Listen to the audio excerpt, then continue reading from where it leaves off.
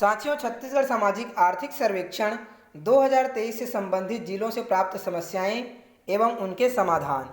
पहला है, यदि एक मकान में एक से अधिक परिवार निवासरत हैं जिनका पृथक पृथक राशन कार्ड उपलब्ध है, क्या इन परिवारों के सर्वे हेतु एक ही मकान नंबर उपयोग किया जा सकता है? उत्तर है जी हाँ, एक ही मकान नंबर का उपयोग होगा, किंतु राशन कार्ड नंबर पृथक पृथक डालना है।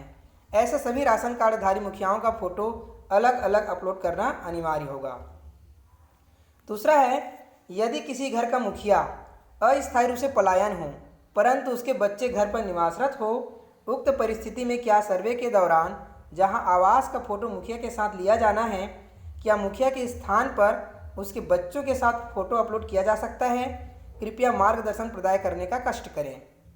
तो इसका उत्तर है, ग्राम पंचायत के पलायन पंजी के आधार पर उसी परिवार के राशन कार्ड में उल्लेखित नामों में से वरिष्ठ सदस्य के फोटो के साथ सर्वे पूर्ण कराया जाए। तीसरा है, प्रपत्र में 10वां बिंदु आवास की जानकारी में यदि परिवार सरकारी आवास में है तो क्या लिखें? मार्गदर्शन दीजिए। उत्तर है, शासकीय आवास को किराए का आवास माना जाए। चौथा है, कोई सरकारी कर्मचारी पहले जहां पोस्टेड था वहां से राशन कार्ड बन गया है, अब वहां से ट्रांसफ़र हो गया है, अब उसका सर्वे कहां से करें? पुराने स्थान जहां राशन कार्ड बना है तो आवास का फ़ोटो अपलोड कैसे करें? वो अब वहां है ही नहीं। नए स्थान जहां है वहां से बना नहीं सकते। राज्य टीम मार्गदर्शित करें।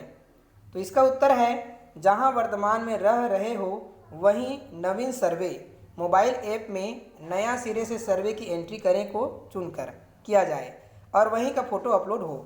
ऐसी एंट्री में उनके राशन कार्ड क्रमांक की प्रविष्टि अनिवार्य रूप से की जाए। पांचवा है, ऐसे अनेक प्रकरण आ रहे हैं, रहते किसी दूसरे गांव पंचायत में और राशन कार्ड बना है अन्य गांव पंचायत के नाम से।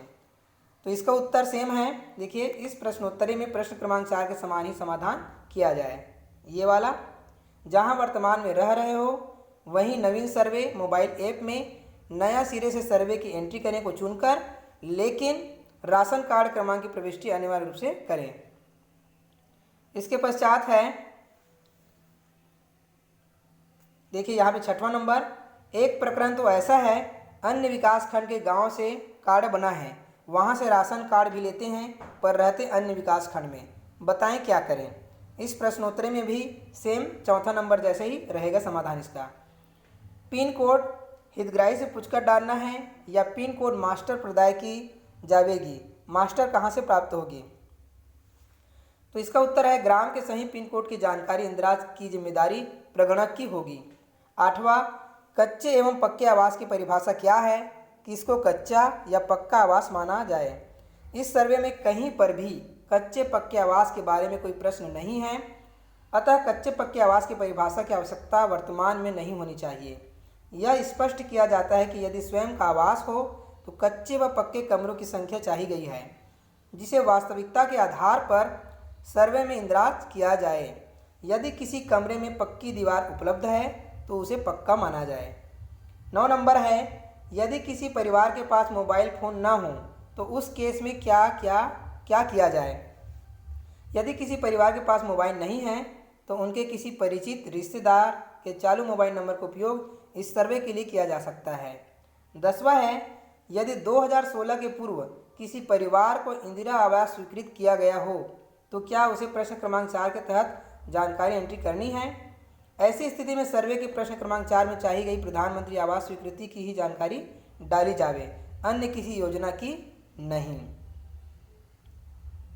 11 है, प्रधानमंत्री आवास योजना अंतर्गत प्राप्त राशि कौन से तिथि अनुसार इंदिराज करनी है? तो आंसर है, छत्तीसगढ़ आर्थिक सामाजिक सर्वेक्षण 2023 के तहत किए गए सर्वे दिनांक अनुसार। 12, परिवार का सदस्य छात्र छात्रा हो तो रोजगार वाले खंड में क्या लिखेंगे? परिवार के सदस्य छात्र छात्रा हो तो रोजगार वाले खंड में सॉफ्टवेयर में अन्य लिखा जाए। उपलब्ध कराए गए कागज के फॉर्म में छात्र छात्रा के सामने अन्य पृथक से लिखा जाए। 13, कोई परिवार कानूनी कारणों से अगर जेल में बंद हो और उसके अवयस्क बच्चे गांव में निवासरत हो तो उनका सर्वे किया जाना है या नहीं? यदि किया जाना है तो किससे जानकारी प्राप्त की जाए। इस स्थिति में जेल में निरुद्ध होने के प्रमाण के साथ उसी परिवार के राशन कार्ड में उल्लेखित नामों में से वरिष्ठ सदस्य की फोटो के साथ सर्वे पूर्ण कराया जाए। 14 नंबर है, एक मकान में 4 राशन कार्डधारी परिवार रहते हैं, उसमें से मकान पिताजी के नाम पे है तो उसके बच्चे जिनके अलग राशन कार्ड बन चुके हैं। प्रश्न क्रमांक 10 व 11 में कौन सा विकल्प फिल करेंगे? स्वयं का आवास, किराए का आवास या कोई आवास नहीं है। ऐसी स्थिति में स्वयं का आवास ही फिल करेंगे। उपभोग के सिद्धांत पर पिता के आवास को बच्चों के स्वयं का ही आवास माना जाए। 15 निराश्रित परिवार की परिभाषा क्या है? किसे निराश्रित परिवार माना जाए? छत्तीसगढ़ राज्य के समाज कल्याण विभाग द्वारा परिभाषित निराश्रित परिवार को ऐसा माना जा सकेगा।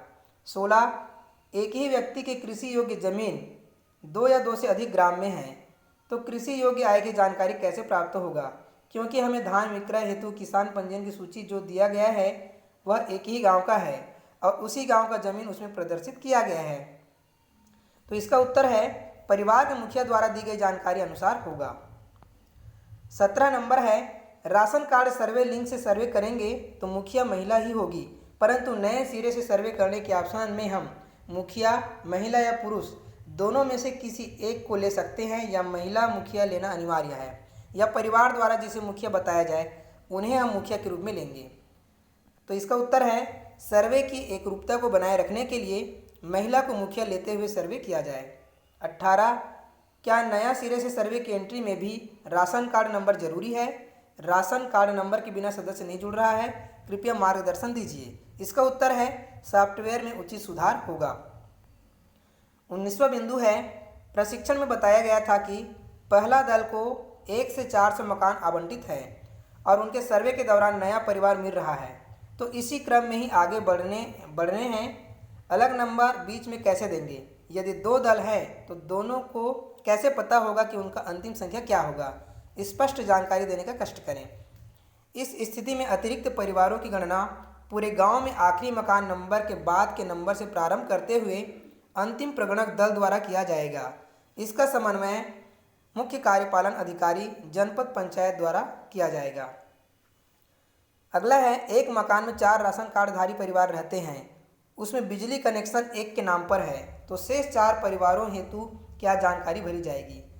इसका उत्तर है मकान में बिजली सुविधा उपलब्धता के आधार पर प्रत्येक राशन कार्डधारी परिवार के सम्मुख यथास्थिति स्थायी अस्थायी कनेक्शन की जानकारी भरी जाए। 21 परिवार के किसी सदस्य का आधार कार्ड गुम हो गया हो और 1 महीने के अंदर बनने की संभावना ना हो तब सर्वे के समय आधार कार्ड अपलोडिंग का क्या करें? उत्तर है आधार कार्ड की इंद्राज को ही प्रमुखता दी जावे। विशेष परिस्थितियों में ही मोबाइल ऐप में प्रावधान अनुसार दोहरी प्रमाणीकरण के साथ पूर्ण कराया जाए। 22 नंबर है, यदि एक मकान में 1 से ज़्यादा परिवार रह रहे हैं, राशन कार्ड भी अलग अलग है किंतु बिजली का मीटर किसी एक के नाम में है और सभी उसी मीटर का उपयोग करते हैं, तब सभी के सर्वे में विद्युत मीटर की स्थिति क्या दर्शाना है? मकान में बिजली सुविधा उपलब्धता के आधार पर प्रत्येक राशन कार्डधारी परिवार के सम्मुख यथास्थिति स्थायी अस्थायी कनेक्शन की जानकारी भरे जाए। इस प्रकार से उत्तर आपको भरना है। अगला है, किसी राशन कार्डधारी परिवार में 6 सदस्य हैं लेकिन सर्वे के समय 2 ही सदस्य उपस्थित हैं, 4 सदस्य प्रदेश से बाहर हैं, वे सर्वे के अंतिम दिवस तक उपस्थित नहीं हुए, तो क्या उस परिवार का सर्वे करना है या नहीं? हाँ, करना है। इस प्रश्नोत्तरी में उत्तर क्रमांक 2 अनुरूप होगा। 24 है, कृषि से आमदनी में उसके पिता के नाम से जमीन है और बेटे के नाम से जमीन नहीं है और राशन कार्ड दोनों का अलग अलग है, पिता का अलग है और उसके बेटे का अलग है, तब हम कृषि की आमदनी को उसके बेटे की आमदनी में कैसे शो करेंगे? बेटा बोलता है मैं अलग रहता हूँ, मुझे कोई ज़मीन नहीं मिला है, तब हम क्या करेंगे? उत्तर है सामान्य सत्यापन के अधीन घोषित जानकारी अनुसार। 27 है, सर्वे फॉर्म में मकान पंजीयन के लिए 12 अंक निर्धारित है जिसमें अंतिम 4 अंक मकान का है। दीवार में लिखते समय पूरे 12 अंक दर्शाने हैं या केवल अंतिम 4 अंक? मार्गदर्शन देने का कष्ट करें। तो इसका उत्तर है केवल अंतिम 4 अंक को।